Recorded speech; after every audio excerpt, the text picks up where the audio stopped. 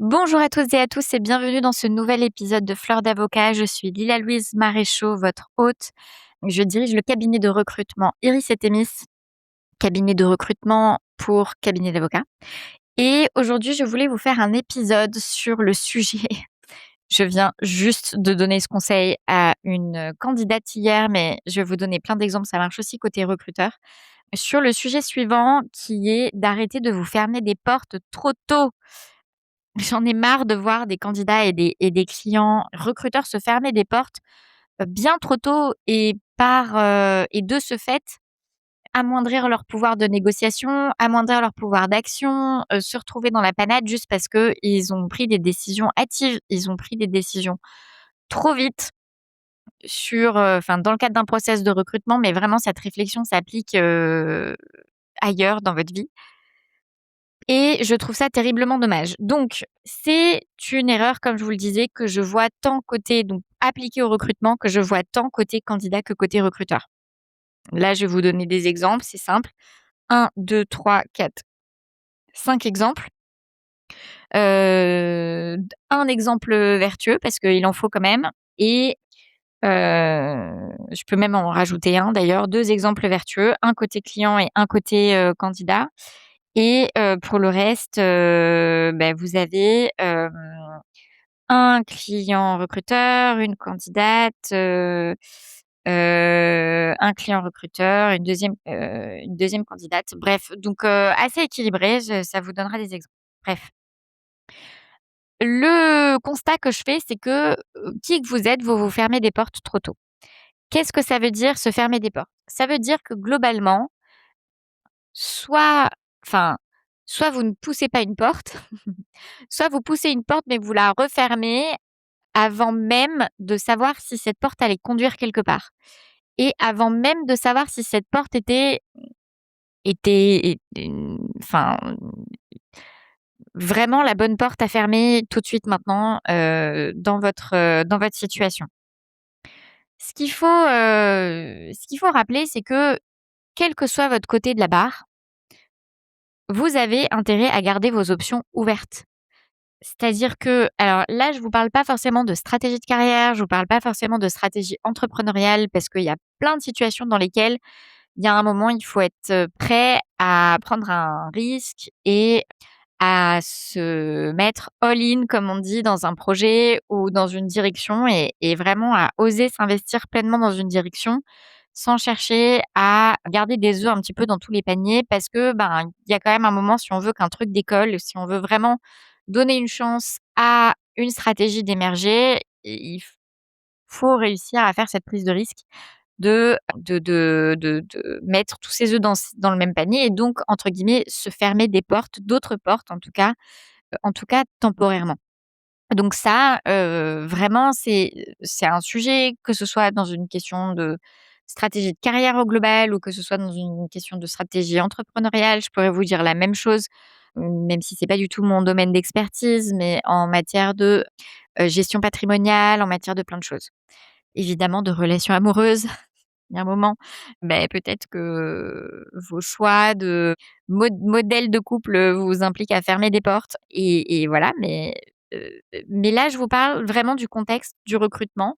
Vous êtes recruteur et vous recrutez quelqu'un ou, vous êtes candidat et vous cherchez une opportunité professionnelle. Vous cherchez une entreprise ou un cabinet, à rejoindre et donc votre intérêt, que vous soyez recruteur ou que vous soyez candidat, c'est de garder les options ouvertes. Pourquoi est-ce que vous avez intérêt à garder les options ouvertes? Parce que plus vous avez d'options ouvertes, plus vous avez un bon pouvoir de négociation et surtout plus vous gardez ouverte la capacité de choisir, tout court.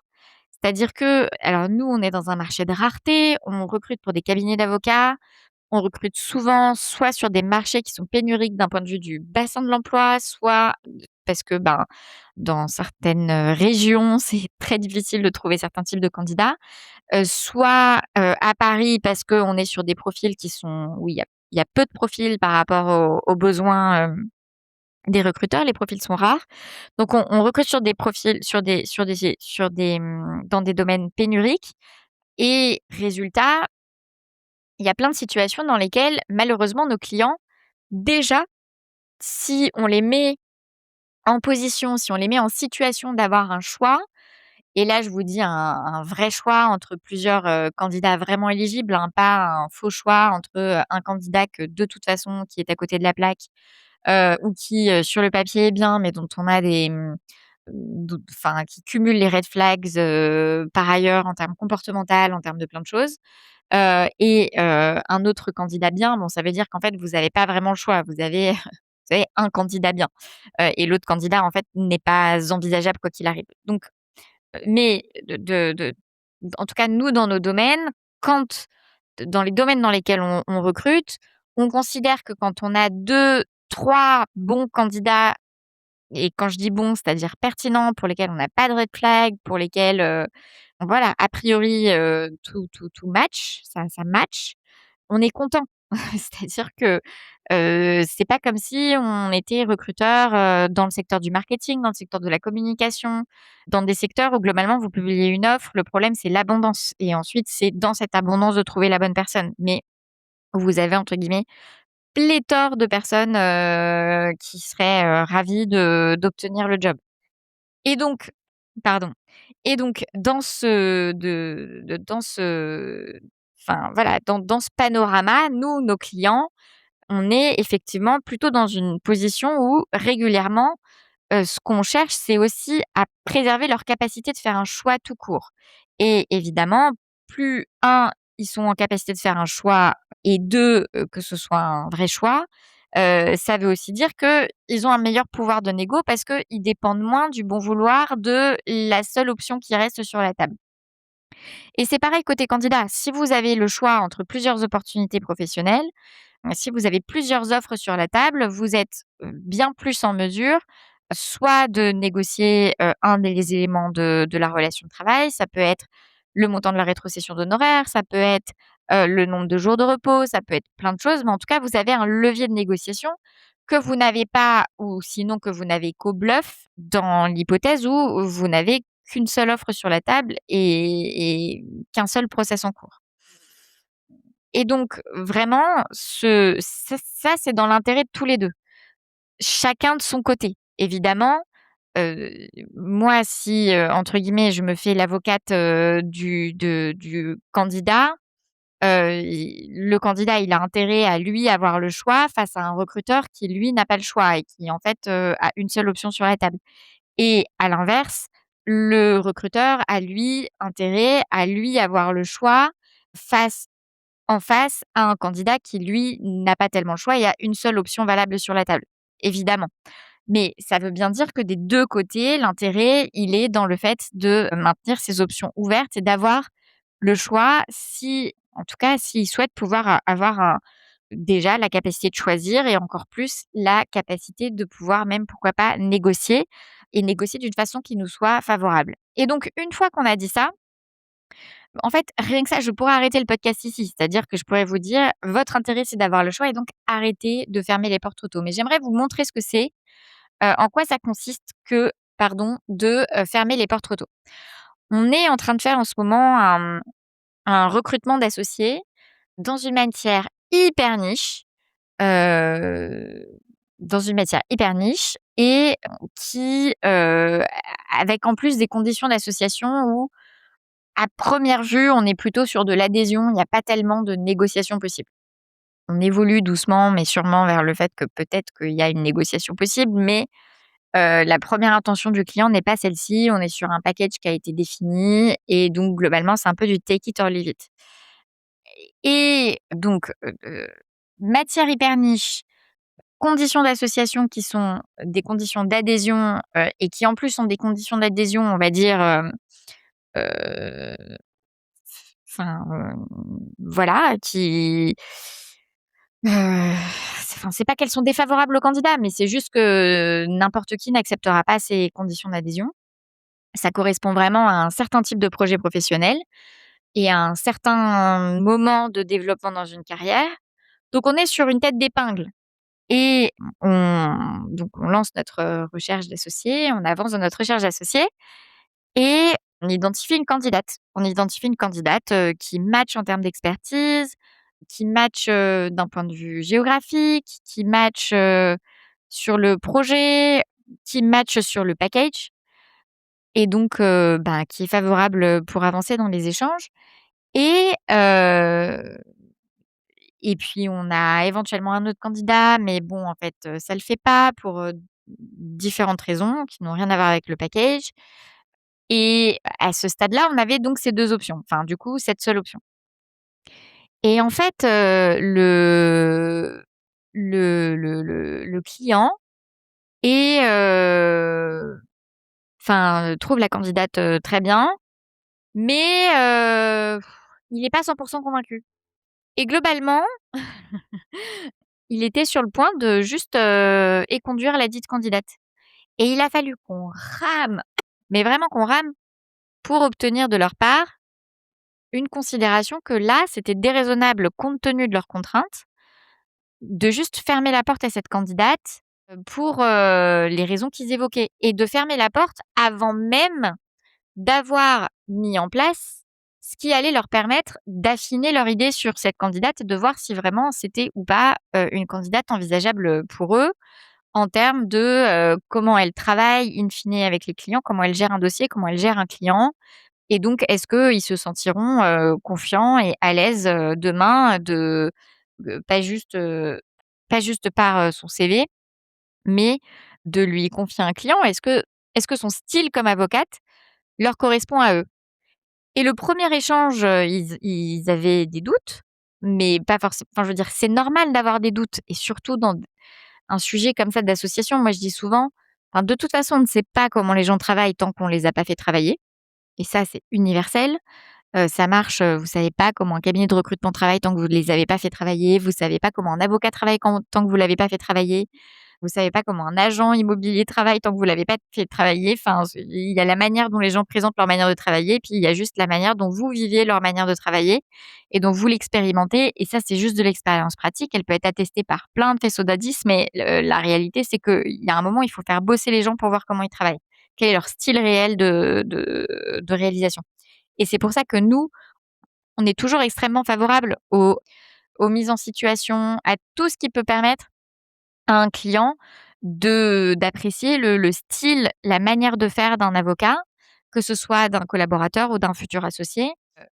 Et on trouve ça très sain et on trouve ça aussi je vais pas m'en sortir et on trouve ça aussi très sain pour le candidat en question. C'est-à-dire que ce soit un impétrant à l'association ou que ce soit un candidat pour une collaboration, vous aussi, en fait, vous avez envie, d'être rassuré sur le fait que votre, style match avec ce qui est attendu par le client, par le recruteur et d'ailleurs que le style du recruteur, match avec la manière, la personne que vous avez envie de devenir, l'avocat que vous avez envie de devenir et donc là, c'était juste beaucoup trop tôt.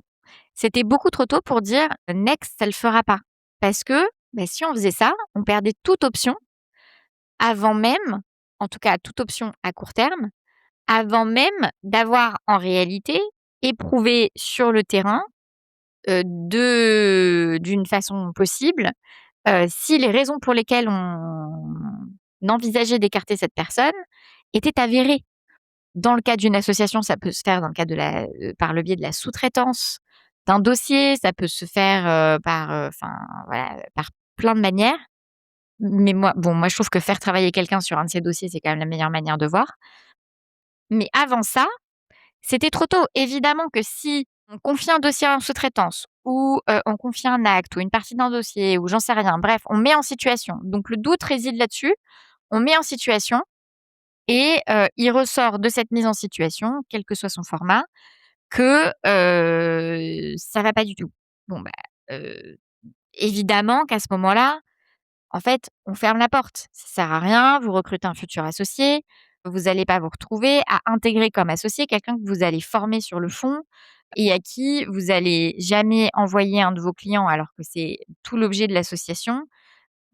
Parce que, en fait, vous êtes pas capable de dire: «Bah, bien sûr, allez voir mon associé, ce sera vraiment la meilleure personne pour vous accompagner», en étant confiant dans le fait que vraiment vous pensez que cette personne va être bien accompagnée par son avocat, indépendamment du chiffre d'affaires, qui vous revient par, les règles de rémunération qui sont établies dans la structure. Donc ça, c'est un premier exemple. Deuxième exemple, toujours côté client, on est, dans un bassin d'emploi, difficile et la cliente recrute un profil middle dans une matière de niche. Avec une perspective elle part en retraite dans quelques années et donc dans cette idée que globalement la personne a donc son profil idéal. Cette personne a 2, 3, allez max 4 ans de barre. Elle a fait, ses armes à Paris dans une première collaboration. Elle est originaire de la région où le cabinet est implanté et elle revient à la faveur de cette collaboration, pendant quelques années être un, entre guillemets, «simple collaborateur» et puis au moment où cette avocate, décide de partir à la retraite, reprend sa clientèle et rentre dans une dynamique plus de développement et de reprise de clientèle. Ça, c'est la théorie évidemment parfaite. C'est tout ce qu'on met en œuvre pour essayer d'obtenir. Mais le fait est que, parfois ce profil robot idéal, on n'arrive pas à le débaucher ou on n'arrive pas à le trouver tout court ou on n'arrive pas à le débaucher. Ce qui n'empêche pas qu'on peut avoir d'autres options et des options qui peuvent, fonctionnellement parlant, quand même permettre d'avancer, de faire un gros pas en avant. Donc là, c'est ce qui se passe, on a, 3 profils. On a un profil, qui est, plutôt pour le coup en recherche de enfin qui est en recherche de première collaboration, mais avec un très bon parcours académique, beaucoup de stages et cetera. Donc, on va dire pas un junior, qui vient, d'une fac douteuse, pardon pour les facs qui pourraient se reconnaître dans l'aspect douteux, dans la qualification de douteux, voilà et avec, pour, seul stage juste, le PPI et le stage final. On va dire, un parcours qui prestation de serment est déjà lui plus riche, que ce soit en termes de quantité et puis aussi par la qualité des structures par lesquelles le profil est passé. Et donc certes, c'est un profil qui est plus junior que ce qui était anticipé, il y aura un peu plus de formation à faire, mais on est quand même sur un très bon profil. Donc ça, c'est le profil numéro un. Profil numéro 2, c'est quelqu'un qui est un peu plus senior que ce qui est recherché, mais qui a quitté la profession entre-temps pour faire une autre activité et qui globalement souhaite réintégrer la profession et qui est intéressé sur le papier, enfin initialement qui était intéressé par le double prisme à la fois, je reviens dans la profession, je reviens dans l'opérationnel et en plus, j'ai une perspective de développement et de reprise qui est plutôt à court terme. Et on a un troisième profil qui est, beaucoup plus senior que ce qui est beaucoup plus senior, hein, qui est plus senior. Il a pas 3 ans, il a plutôt 7 ans de barre, je crois. Qui lui a déjà commencé à développer, mais qui est encore collaborateur dans la structure où il est actuellement, à Paris, et qui est intéressé par cette opportunité, qui a de la famille dans ce bassin d'emploi et qui donc est ravi de venir dans cette région et qui est effectivement intéressé par la perspective de reprise et de succession dans quelques années, mais qui est encore OK pour produire, c'est pas le sujet. Eh bien la cliente, globalement, fait la fine bouche sur les 2 profils. Donc celui intermédiaire, elle l'écarte et en réalité, elle l'écarte, mais en réalité, il est sorti du process entre-temps parce que finalement, il se dit qu'il veut surtout développer et pas tellement rentrer dans la production et ça, c'est un critère sine qua non. C'est-à-dire que cette avocate, elle a besoin d'un collaborateur qui produit, et pas juste d'un futur successeur. Elle a besoin de quelqu'un qui immédiatement l'aide à produire, ses dossiers. Donc ça, c'est une première chose, mais il reste quand même 2 candidats et il était à 2 doigts de fermer les portes au premier et le deuxième aussi d'ailleurs. Donc on lui dit: «Mais en fait, là, compte tenu de vos options, compte tenu du marché qu'on a retourné, compte tenu de tout ça, c'est complètement déraisonnable. On comprend le profil idéal que vous recherchez, vraiment et on aurait adoré le trouver pour vous, mais la réalité est un petit peu différente et c'est pas comme si vous aviez, 1000 options». Donc là, c'est fermer les portes un petit peu trop tôt. Le profil junior, une des raisons pour lesquelles elle nous a dit: «On arrête», elle nous dit: «Mais, de toute façon, il a un autre process en cours avec un autre cabinet» et nous, on lui a dit: «Mais and so what? Il a peut-être un autre process en cours avec cet autre cabinet, mais tant qu'il a accepté aucune offre ailleurs, à moins que lui se retire du process en disant: "Bah, en fait, ça ne va pas correspondre à mon projet", il y a il est dans la course et donc il y a aucune raison de pas, le laisser dans la course et de pas rester compétitif par rapport à ce candidat. Il y a aucune raison de se priver de la possibilité de, peut-être demain, lui faire une offre si on estime qu'entre ces 2 profils, c'est avec ce profil que vous avez le plus envie de, travailler les années à venir, quand bien même il serait un peu plus junior que ce que vous avez, cherché initialement.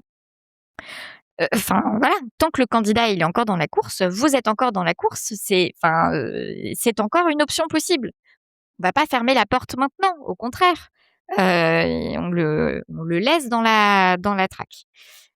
Et puis, l'autre candidat, c'est pareil, peut-être que, il y a des sujets qu'on veut revoir avec lui, on veut s'assurer qu'il est encore OK pour faire, de la production, qu'il est pas que dans une démarche de développement, voilà, qu'il est OK pour avoir les mains dans le cambouis et c'est complètement OK de vouloir avoir cette discussion avec lui pour la 3e fois parce que, du coup, nous, on l'a eu avec lui, elle l'a eu avec lui, nin on peut l'avoir encore et tout ça, mais il y a aucune raison de là, partir du principe dès maintenant qu'en fait, heu, on l'écarte du process parce que on présuppose quelque chose sur ce qui n'est avéré par rien dans le process.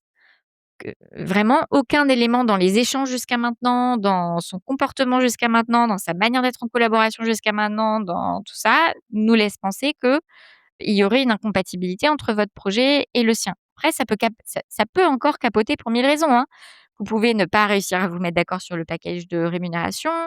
Il peut, finalement, décider que, humainement parlant, il n'a pas le fit avec vous et que du coup il se retire. Vous, la même chose, mais jusqu'à maintenant, il y a rien qui va dans ce sens, si ce n'est que ça coche pas exactement les cases du portrait robot que vous aviez imaginé. Donc on a réussi à maintenir ces 2 options ouvertes, qui le sont encore, aujourd'hui. Donc ça, c'est un 2e exemple. 3e exemple, toujours côté client. On recrute, donc pareil, toujours, domaine de niche en fiscalité et on a 2 candidats, 2 candidates en l'occurrence et la cliente a un énorme coup de cœur pour l'une d'entre elles et l'autre, un peu moins. Sur le papier, tout est bien, mais c'est une candidate qui est un petit peu effacée, qui est pas très affirmée, qui prend pas beaucoup de place, et donc voilà, ce que la cliente voit pas forcément d'un œil, du coup, se projette un petit peu moins et puis, elle vient d'acheter une maison donc la cliente se dit: «Ben, voilà, là, est-ce que c'est le bon moment pour elle, de vraiment s'investir dans une collaboration?» Et puis il se trouve que cette maison est à 45 minutes, en voiture et donc la cliente se dit: «Ben, non, mais du coup, c'est trop loin, ça va être, en fait, elle va pas vouloir, venir au cabinet» et cetera et donc, alors même qu'en termes de compétences to match, enfin, encore une fois, sous réserve évidemment une fois qu'elle arrive dans le cabinet, ce qu'elle délivre, hein, mais sur le papier, en termes de sur le papier et de ce qui ressort de l'échange, en termes de compétences, ça match. On sait que c'est une candidate qui, le cabinet lui ferait une offre le lendemain, elle dirait oui tout de suite. On a un client qui, l'écarte tout de suite et met toutes ses options sur, la 2e candidate pour laquelle elle a eu un coup de cœur. Alors que, il y a encore beaucoup d'incertitudes. C'est une candidate qui peut se retirer du process, c'est une candidate qui peut finalement choisir une autre opportunité professionnelle. Il peut se passer plein de choses et donc si on a fermé complètement la porte à la première, quand bien même c'est pas celle qui a shine le plus et pour laquelle on a eu un énorme coup de cœur et cetera, mais qui, en réalité, par plein d'autres aspects, peut complètement être une collaboratrice satisfaisante, c'était trop tôt. C'est trop tôt. Donc là, qu'est-ce qu'on a fait? On a dit: «OK» à la cliente, on a poursuivi avec l'autre candidate et puis on a gardé au chaud la première candidate, enfin, la candidate pour laquelle la cliente avait plutôt envie de fermer la porte dès le démarrage parce qu'on sait que, si jamais la candidate coup de cœur, finalement, ça ne débouche pas sur un recrutement, décline l'offre qui lui est faite, ou voilà, décline l'offre, préfère un autre cabinet, en fait, en l'absence d'autres options, dans un certain temps, dans un certain délai et à ce moment-là, on sait que le client sera à même en tout cas, il y a de fortes chances que le client soit à même de réviser son jugement à ce stade-là parce qu'en fait, il y a quand même un besoin de terrain qui fait que, peut-être que cette crainte que les 45 minutes de voiture, fassent que, ce soit compliqué pour la candidate de venir, au cabinet, vont céder sur autre chose et juste, se dire: «Bon, en fait, enfin, la candidate n'a pas posé de sujet sur le nombre de jours de télétravail, le sujet n'en a pas été un, c'est juste moi qui plaque le fait que 45 minutes, de voiture, je trouve ça long, mais en réalité, objectivement, c'est pas un sujet pour la candidate et il faut croire la candidate sur le fait que c'est pas un sujet si elle dit que c'est pas un sujet». Donc voilà. Donc là, c'est pas une porte qu'on a réussi à faire en sorte que le client laisse ouverte, mais c'est une porte que nous avons décidé, de, laisser ouverte et croyez-moi, de temps en temps, les clients sont bien contents qu'on les ait pas écoutés, au moment où ils ont dit: «Non, non, on n'avance pas du tout avec cette candidate, parce que, juste parce qu'ils ont eu un énorme coup de cœur pour, une autre personne et que du coup ils en oublient et tant mieux, ça relève d'une certaine forme d'optimisme, mais ils en oublient qu'en face, en fait, il peut encore se passer des choses. Ils peuvent ne pas être choisis et à ce moment-là, s'ils ont fermé toutes leurs autres options, on repart de zéro. Côté candidate, là, c'est typiquement une candidate qui me dit, donc que je contacte pour une opportunité, et puis qui me dit: En fait, ça pourrait m'intéresser, mais par contre, je suis en fin de process avec d'autres entreprises». Donc ça, c'est une discussion qu'on a jeudi ou le mercredi ou le jeudi et je lui dis: Écoute, heu, tu en fin de process, mais pour le moment, il y a rien de concret, tu rien accepté ailleurs, donc si l'offre t'intéresse, moi, je présente ton profil à mon client et puis, j'essaye de faire en sorte que les choses aillent vite de son côté pour que son offre puisse faire partie des offres que tu considères et on avance comme ça. Je parle à mon client le mardi qui me dit: «Écoute, je pars en vacances demain, mais demain soir, mais demain après-midi, si tu arrives à caler un entretien avec cette candidate, je peux la recevoir en entretien». Du coup, le mardi, j'écris à la candidate et je lui dis: «Est-ce que tu es dispo, demain pour, un entretien avec mon client?» Et elle me dit: «Oui, je reviens vers toi dans la journée» et cetera et cetera. Puis elle revient pas trop vers moi, machin et à 19h, je lui dis: par contre, si, tu souhaites passer un entretien avec ce client, je préférerais le savoir ce soir plutôt que demain parce que pour le coup, c'est pas très agréable, surtout un jour de départ en vacances, de se retrouver avec un entretien qui est calé le jour même, pour le jour même, voilà. Donc juste si je pouvais lui donner, qu'il sache demain matin à quoi à peu près va ressembler sa journée.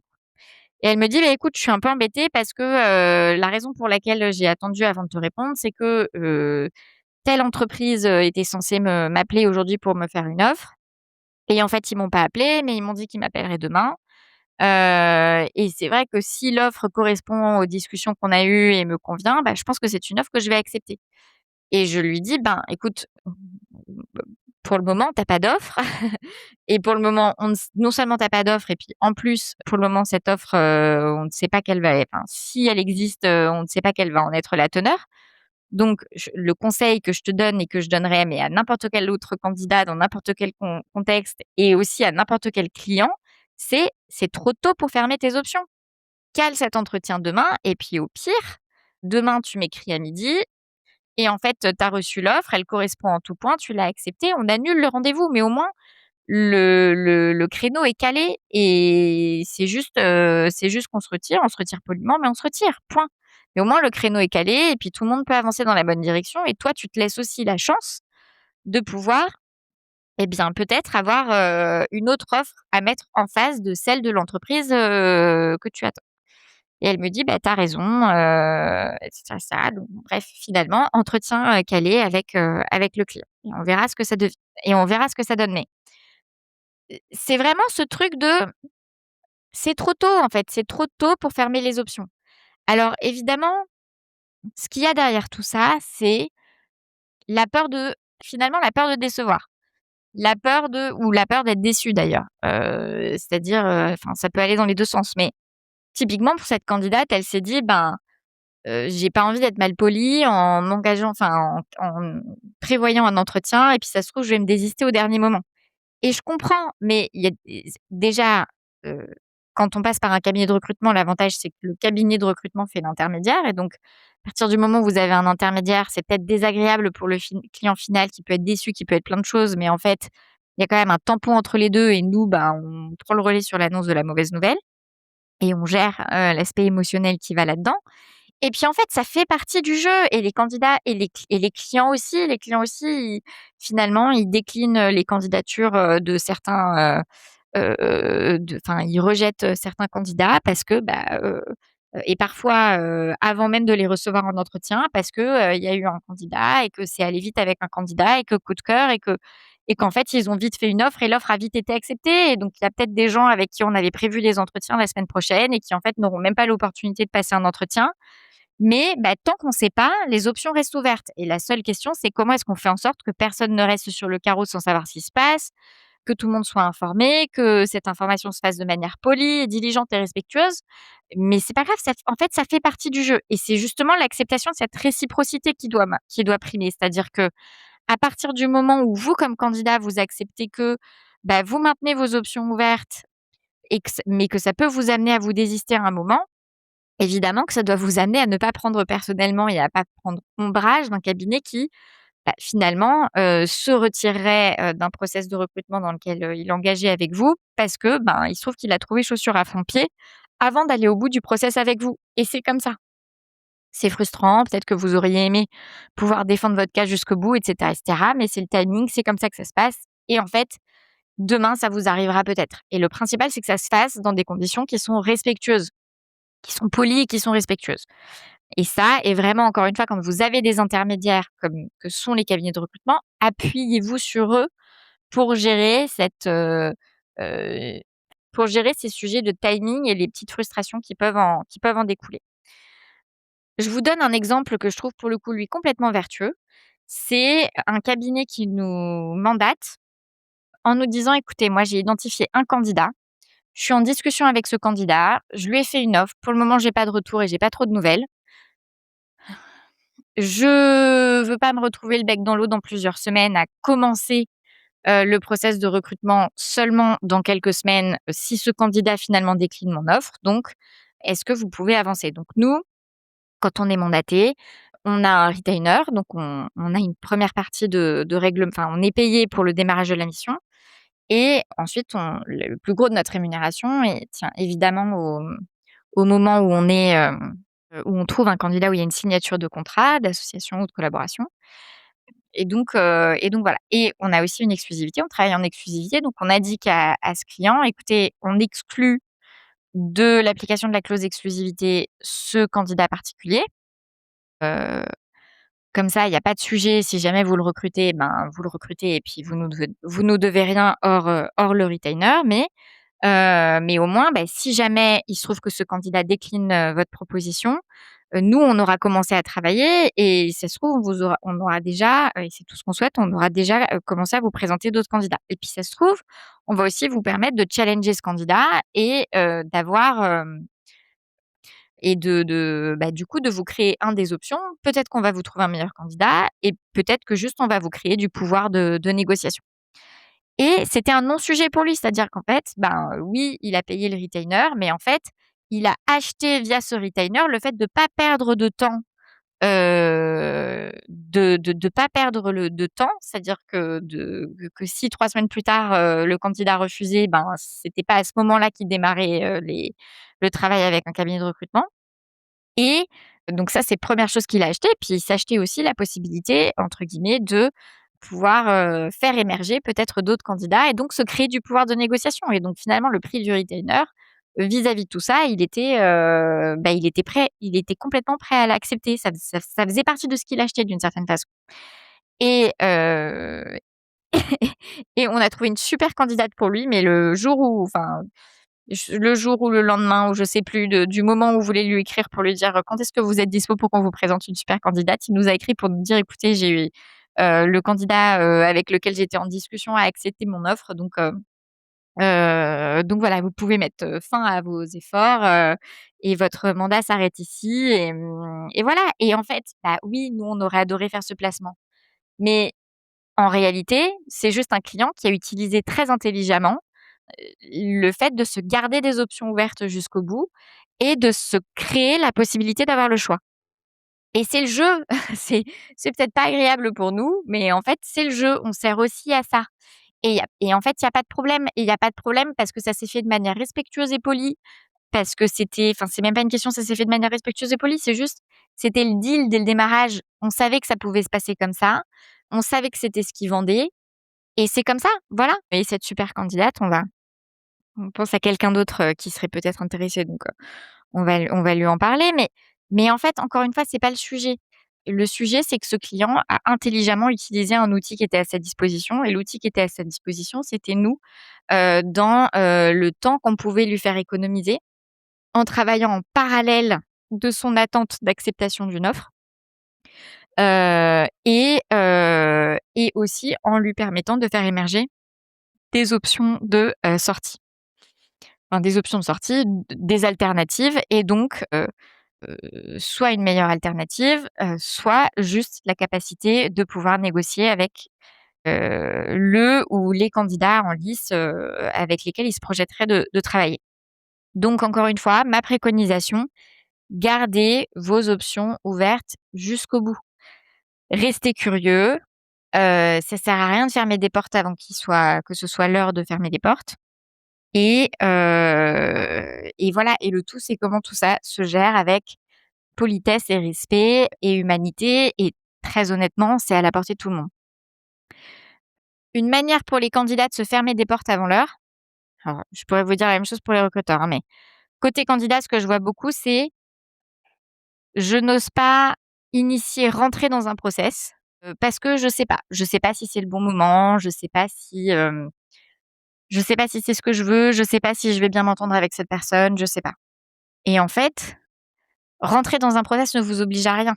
La seule chose que ça fait, c'est que globalement, si on estime que vous pouvez être pertinent pour notre client, bah, effectivement, donc c'est le temps de l'échange avec nous, le temps de la rencontre avec le client, une rencontre, peut-être 2 rencontres mais ça ne vous engage à rien du tout, et surtout pas à accepter une offre, le cas où dans l'éventualité où cette offre vous serait faite. La seule chose que ça fait, c'est vous ouvrir une option. Qu'aujourd'hui, vous hésitez, enfin vous envisagez qu'elle puisse vous convenir, sans avoir de, certitude sur ce fait-là. Bon ben, allez explorer, allez voir si vous affinez votre sensation que cette offre peut vous convenir ou ne vous conviendra pas, mais au moins vous serez allé au bout de la logique. Ouvrez la porte avant de décider de la fermer ou avant que cette porte, se ferme de façon subie et voilà. Donc là, la question c'est qu'est-ce qui se cache derrière ça? Est-ce que c'est qu'en fait, vous avez aucune envie de partir de là où vous êtes? Est-ce que c'est que vous avez peur de pas être pris et donc vous rentrez pas dans un process par peur de juste, de pas être retenu? Ce qui est une manière de se protéger. Est-ce que c'est autre chose? Mais à ce moment-là, juste allez-y et vous verrez demain et peut-être que oui, bah, peut-être que ça va vous consommer quelques heures. Mais bon, ces quelques heures, pour, vous faire une religion sur une opportunité, finalement, qu'est-ce que c'est? Et je di et pour le coup, si votre préoccupation c'est, je veux pas faire perdre du temps à un recruteur, mais le recruteur, en fait, s'il décide de vous rencontrer, il décide de vous rencontrer, point.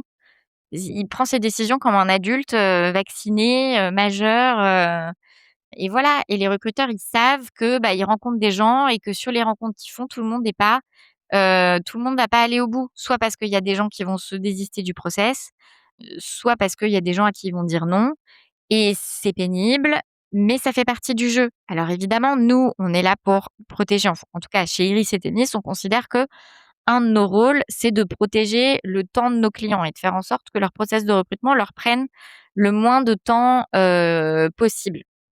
Enfin, juste le temps nécessaire. Et donc, quand on sent qu'il y a un candidat qui est vraiment là en touriste, ben, en fait, on n'avance pas parce que pour le coup, si c'est juste pour un candidat qui vient faire un peu de pêche aux infos, sur comment ça se passe dans tel cabinet ou sur je sais pas quoi, ben, nos clients ont autre chose à foutre en fait, vraiment, ils ont des journées qui sont chargées. S'ils recrutent en général, c'est qu'ils ont trop de travail et ils ont déjà trop peu de temps pour eux ou trop peu de temps pour les choses qui sont essentielles pour eux.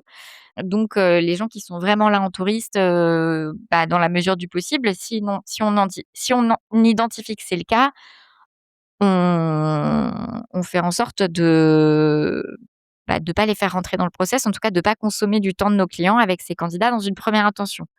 Mais pour tous les autres où en fait c'est une vraie éventualité et ça répond à un vrai questionnement et où on pense que peut y avoir un vrai match entre le projet de nos clients et leur projet à eux personnels, ben, vraiment notre recommandation c'est ne vous fermez pas de porte avant d'être allé au bout de ce qui peut vous permettre soit de la fermer, mais sur la base de certitudes, ou de plus d'informations, soit qu'elle soit fermée parce que de toute façon vous êtes pas, retenus dans le process.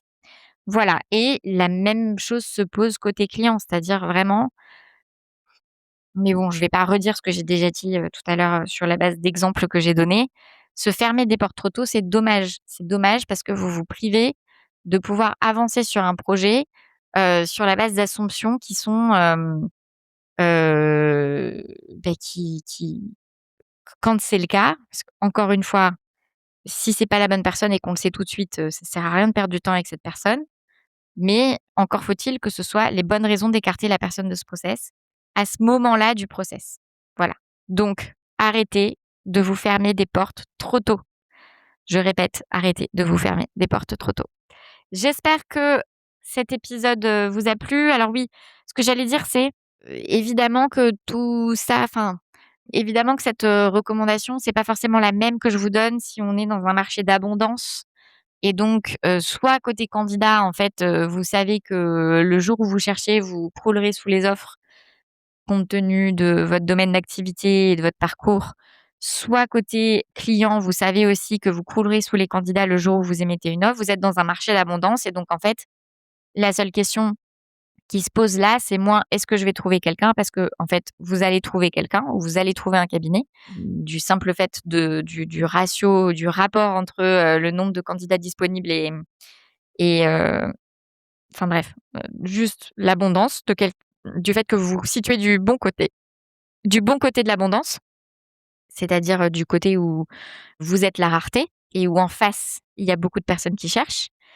Sauf si le sujet, c'est le timing et si vous êtes pressé de recruter, bah, en fait, quand bien même vous êtes dans une logique d'abondance et que vous savez que si parmi le premier batch de candidats que vous recevez dans les 15 jours qui suivent le démarrage de vos démarches, vous savez que si ça ne le fait pas avec ces candidats, ensuite, bah, en fait, il y aura un deuxième batch et puis peut-être encore un troisième batch, mais à chaque fois, c'est des semaines qui passent quand même. C'est-à-dire qu'on a beau être efficace et cetera, vous êtes pas disponible H24 pour passer des entretiens, quel que soit de quel côté vous vous situez et donc en fait, voilà, la seule chose, c'est que le marché d'abondance, ensuite, ce qui va influer sur votre pouvoir de négociation et le fait que ce soit raisonnable de fermer des portes trop tôt, en fait, c'est à quel point est-ce que vous avez le temps, que, si ça ne marche pas sur le premier batch, ce soit sur le deuxième batch.